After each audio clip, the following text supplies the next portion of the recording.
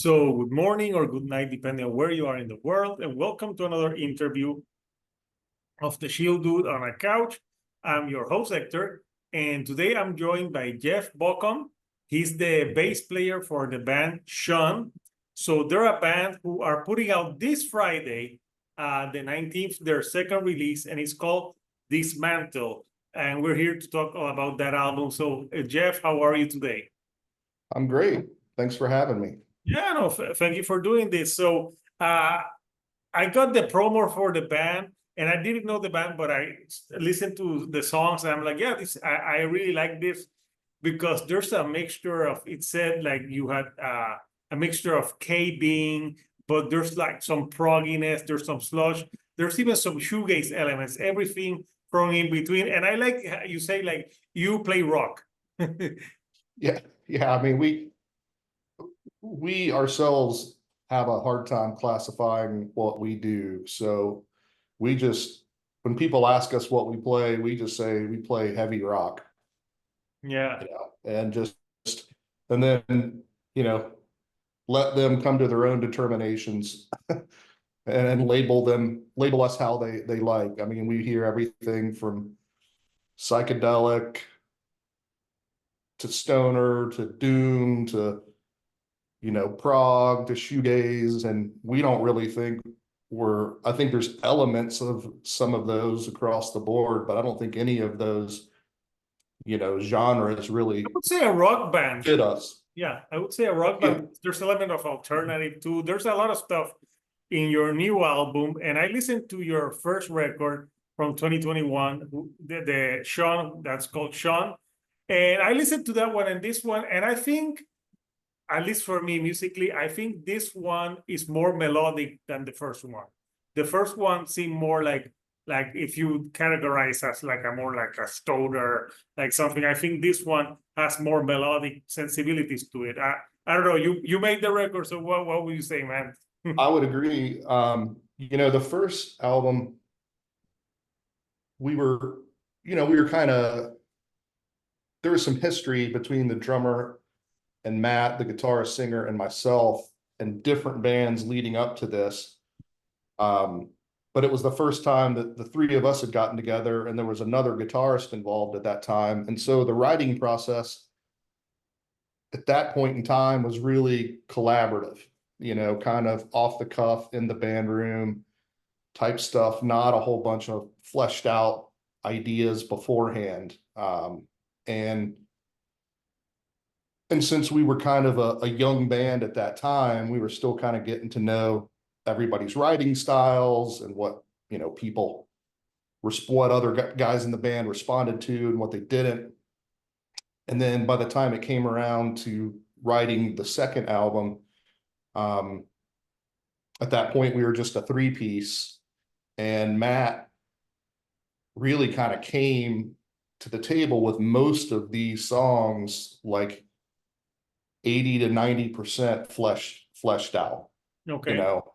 And then we just kind of put the finishing touches and our little sprinkle and our little ideas for drum beats and bass lines and everything like that, and then did some arranging. But for the most part, he came to us with a lot more fleshed out ideas, and I think we all knew each other better as a band at that point. We were a much more cohesive unit. We knew what was working for us and where we wanted to kind of go, whereas the first album was just a little bit more feeling everybody out, seeing kind of what we wanted to do. So we had a more clear vision of what we wanted this album to sound like.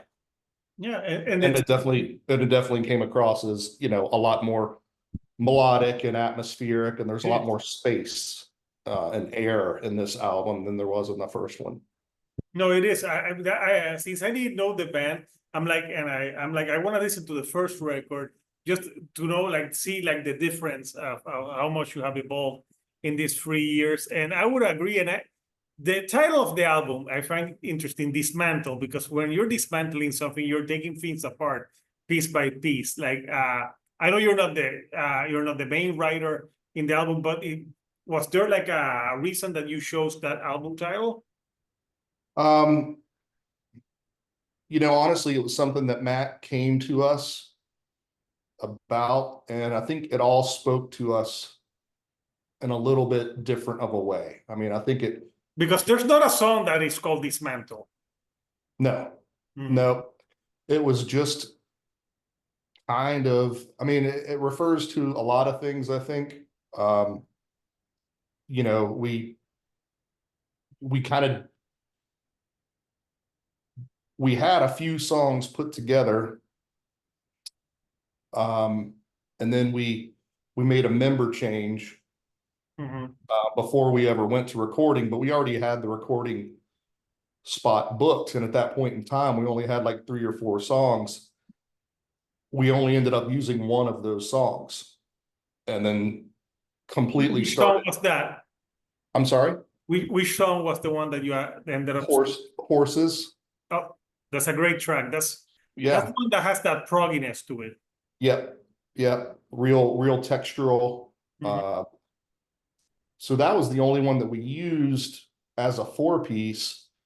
And we kind of just took a step back and started all, like, dismantled everything, Yeah. started all over, and we're like, studio time is booked. You know, we gotta sort this out. And we like cut all but one song.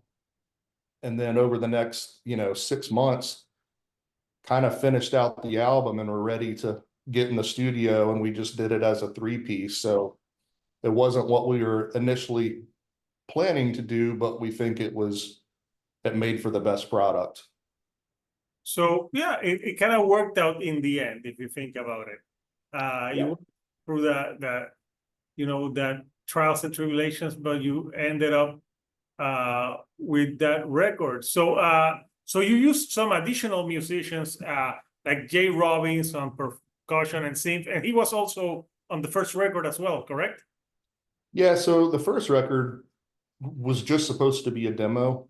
Okay.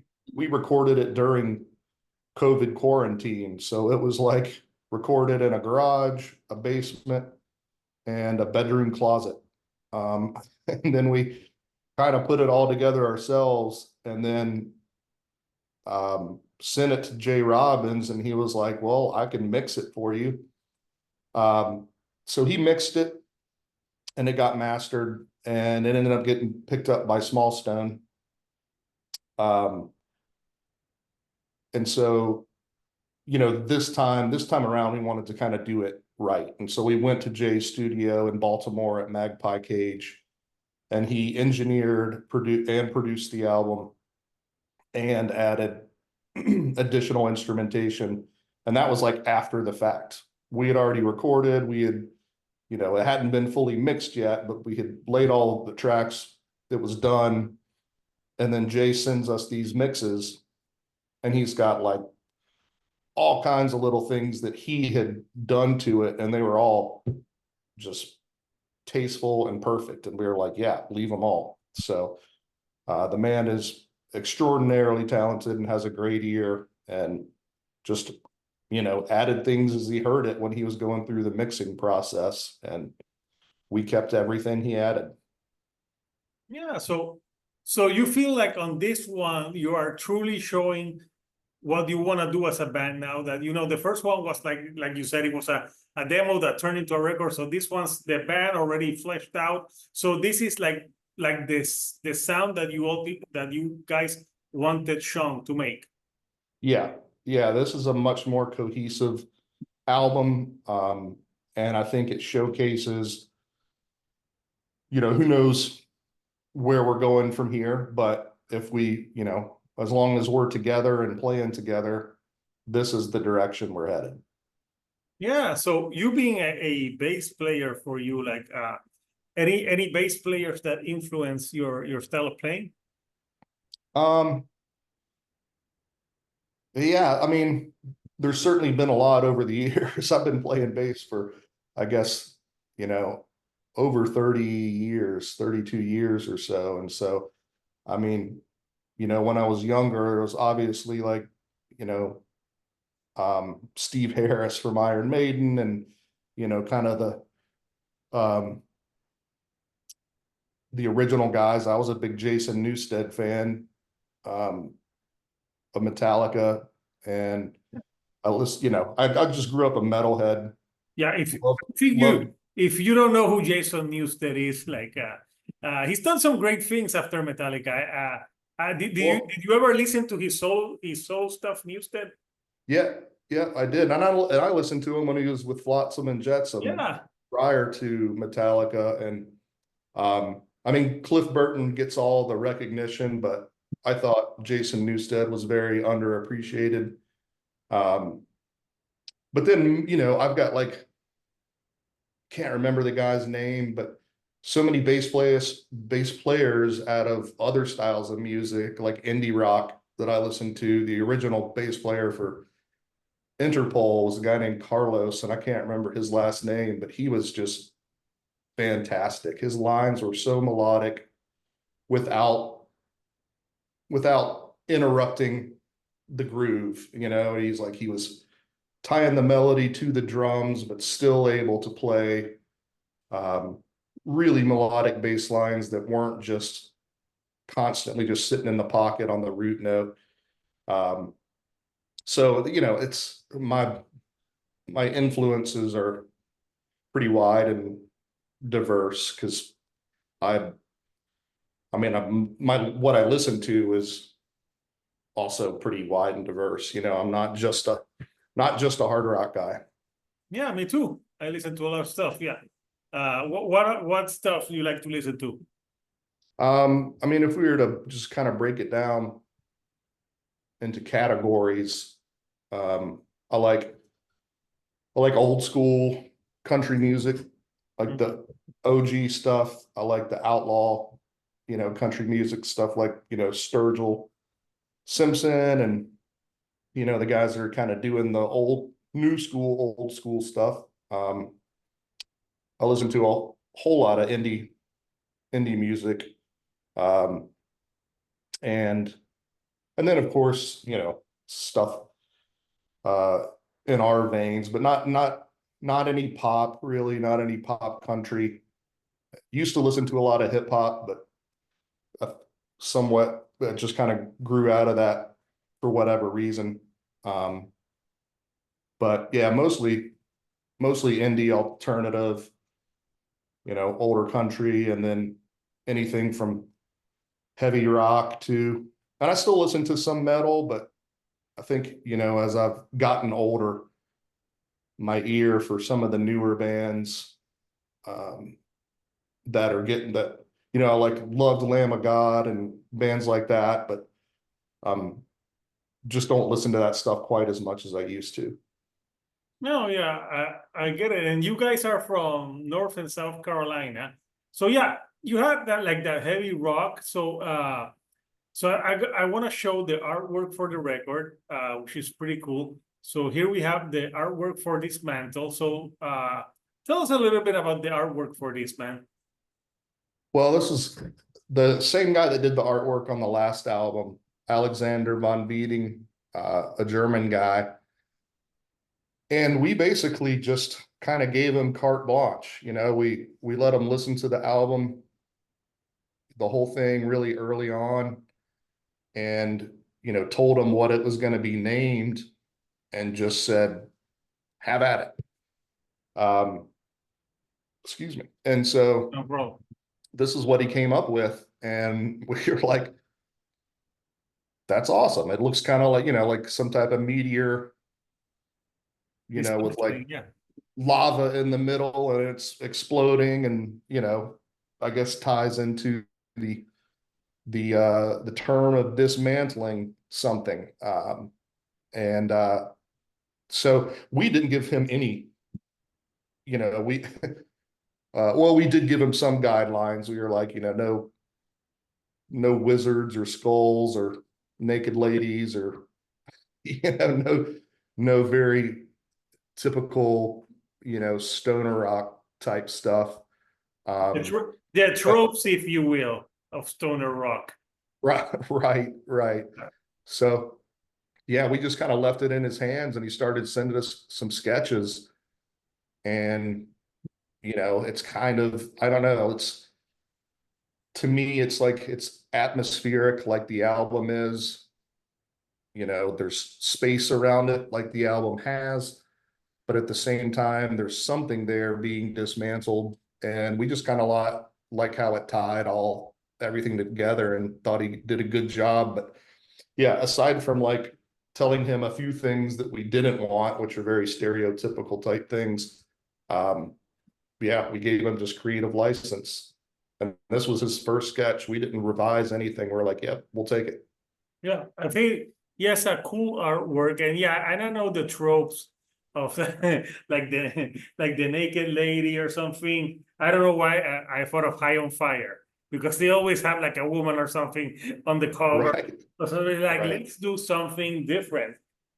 Something that I really enjoyed about this album is like every track, I felt like it's, sometimes when you listen to this stoner rock, like you know where it's gonna go, it's gonna have a certain sound. But then you had like a song that I'm like, that I started listening to it, and it like I totally didn't expect like that melody like, and a song like Aviator, which is the second song on the track. I was like, wow, I wasn't expecting that beautiful melodic, like almost alternative type to that track, which was Yeah. totally different from what I was gonna expect. Right. And I think that's why we kind of chose to put that early on in the album, was to, Blind Eye, leads out, and it's spacey, melodic, and then, hits pretty hard at times.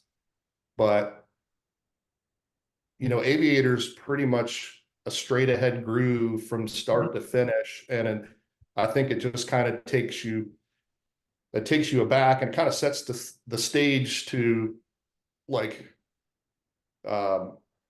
remove your expectations as you listen to this album, because it's not going to be all one thing, throughout it. It kind of says, okay, I'm not sure what's coming. Okay, if that's the second song, what's next? And so we thought it would be a good one to kind of keep people drawn in. It's borderline, almost a little bit of a poppy, kind of vibe to it. But yeah, it reminds me a little bit. There's a band called Torch that does something like that too. We're big fans. Yeah. I mean, I think you can definitely hear some Torch, influences in that song for sure. We all have been fans of them for a long time. Yeah, so yeah, I like that it had melodies, and you have melodies in songs that I'm like, yeah, maybe they're Alice in Chains fans. They have to be fans of this type of music, because melody is very important. And so I like that. Then you have a song like I thought, I liked all the tracks, but I thought you on tracks like for example, You're the Sea, that one had like a little bit of like a Black Sabbath type of vibes to it. So that one was great as well. Do you have any favorite from the record?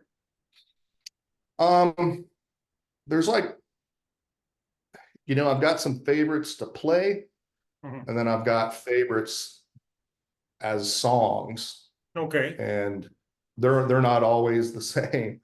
I like Horses is one of my favorites to play, because it's one of the more demanding ones for me. Like the bass line's pretty complex, and there's a lot of a lot of chords and chord picking and chordal structures there, and a lot of octaves, and way high up on the neck a whole bunch. So it's a pretty demanding song, but it's fun to play from that standpoint. And then, but then the songs that really kind of stood out to me that I like just as some of my favorites would be probably Blind Eye and Interstellar. Oddly enough, really interesting, because it's a more spacey, moodier track that ends the record.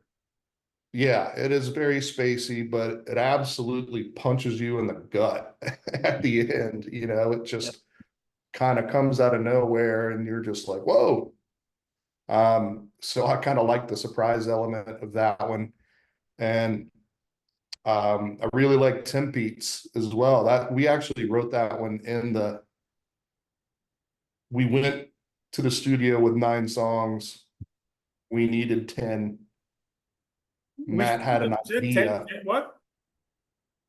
What's that? I didn't say, I didn't hear the Oh, so we showed up in uh-huh. Baltimore to record with 9 songs and an idea, but we needed 10. And we wrote Tempeats. It was an idea that Matt had. He kind of had lyrics for an acoustic guitar for, but we wrote that, I don't know, the second or third morning in the Airbnb we were staying at in Baltimore. We finished that song, and you know, we didn't know how it was going to come across or how it was going to sound. We're like they're on acoustic instruments, you know, just like, you know, Rob's playing drums on his lap and or drum beats like on his legs. And Matt and I are there with acoustic guitars and kind of playing through it. And we're like, all right, this could be cool. And then when we recorded it, what it became was so much more than what we thought. And I really like how it keeps acting like it's gonna go somewhere, but it never really does. And it's just kind of like I don't know, it feels like a warm blanket on a cold winter's day. To me, that song does. So I think that one was very pleasantly surprised with how that one turned out. Those are some of my personal standouts. Yeah. And obviously the singer and guitar player, he writes he writes the lyrics for Oh, yeah, he has entire, yeah, we don't do none of us do anything with lyrics. He does that entirely himself. yeah. Yeah, I think it sounds like a very kind of introspective record. And I like it because it flows from different places to different places. So it has a lot of styles. Like it can be heavy, but it can be like spacey at times. There can have some prog elements. So I think there's a lot of elements and melody to the record, which I think that it, you know, it makes it good because, you know, when you have a record that it's like all the time heavy or like a same thing, it can get tiresome. So I like the variety in it. And when you guys, you know, I know you told me about Aviator putting second, like how do you guys go, like how did you was it a group effort to like the tracking, like which placings of the songs? Oh yeah. Yeah, I mean we recorded them in no particular order. But when it came time to kind of come up with the track listing, and what order we were going to put them on the album, that was definitely a group effort that took, there was a lot of back and forth, you know. I mean, everybody kind of had different ideas and, you know, not arguing over what it needs to be done, but just kind of like it took a while for all of us to get on the same page as to what we thought was, and then we finally did. And I can't remember if it was Matt or maybe it was even Rob, the drummer, that kind of came up with the final, you know, list. And he was like, all right, we're kind of narrowing it down. What if we just did this? And we all listened to it in that order for a couple of days, several times. And we're like, yeah, I think that's it. But it probably took a week of back and forth to get there. But it has a good flow to it because there's nothing that can derail an album that if you place the songs and it doesn't mesh well.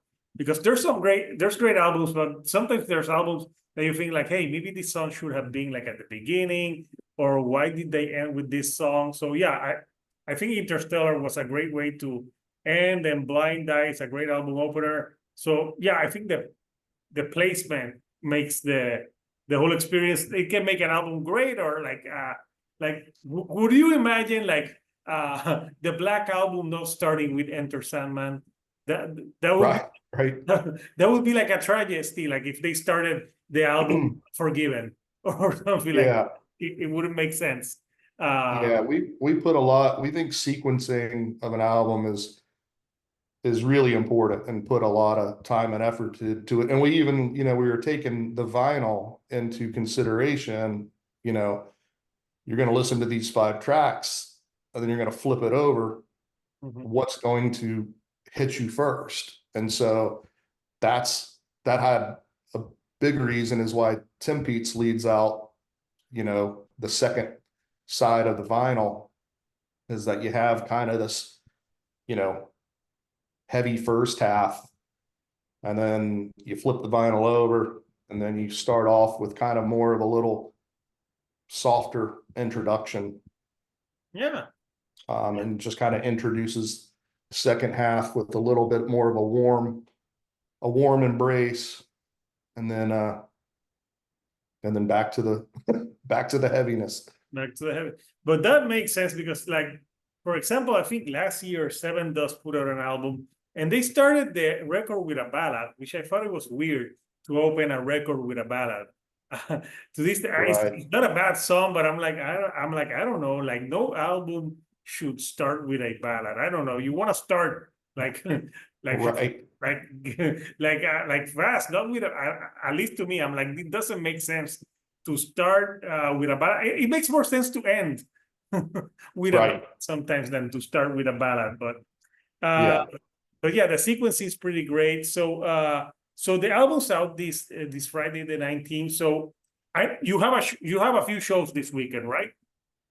Yeah, we've got one tomorrow night at the Odd in Asheville, North Carolina, with our label mates out of Greensboro. I think they're like probably the only other guys on Small Stone Records in the Southeast. What's the name of the band?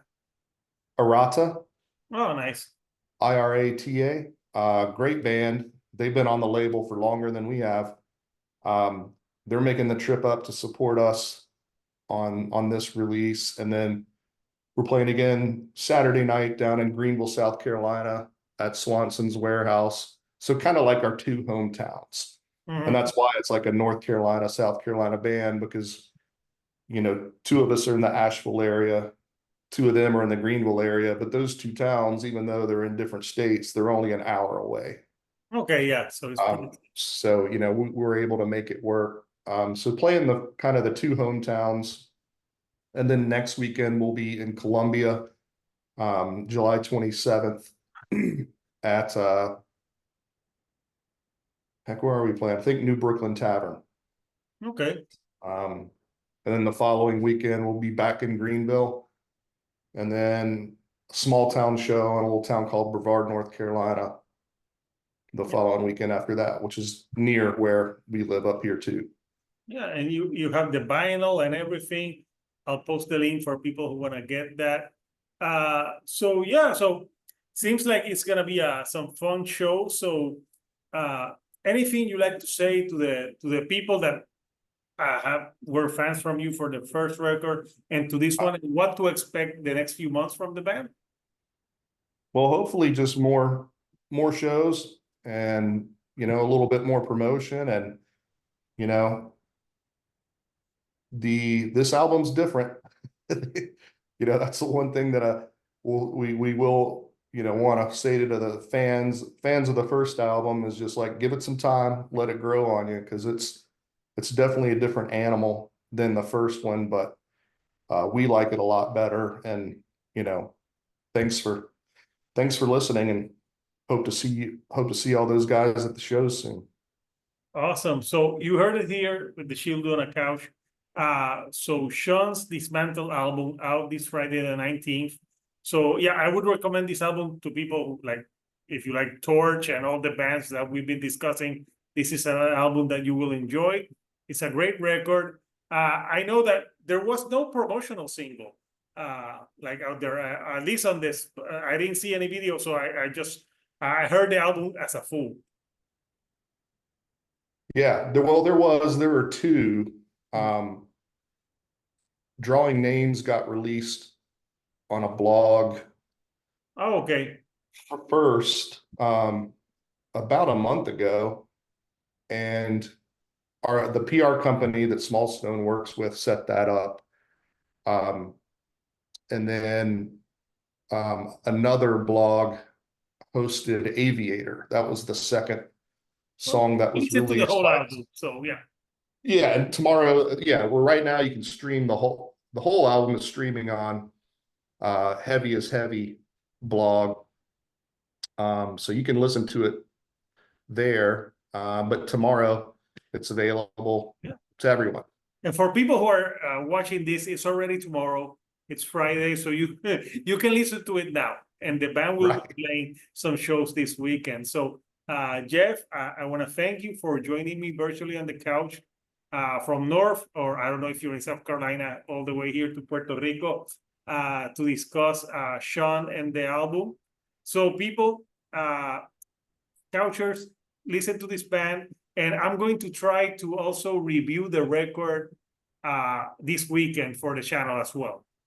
So hopefully I'll try to review it so people can, you know, I can give more of my thoughts on the record. So until next time, couchers, this is Hector, the Shield Dude on a couch, and I'll see you all right here on the couch. Thank you and goodbye.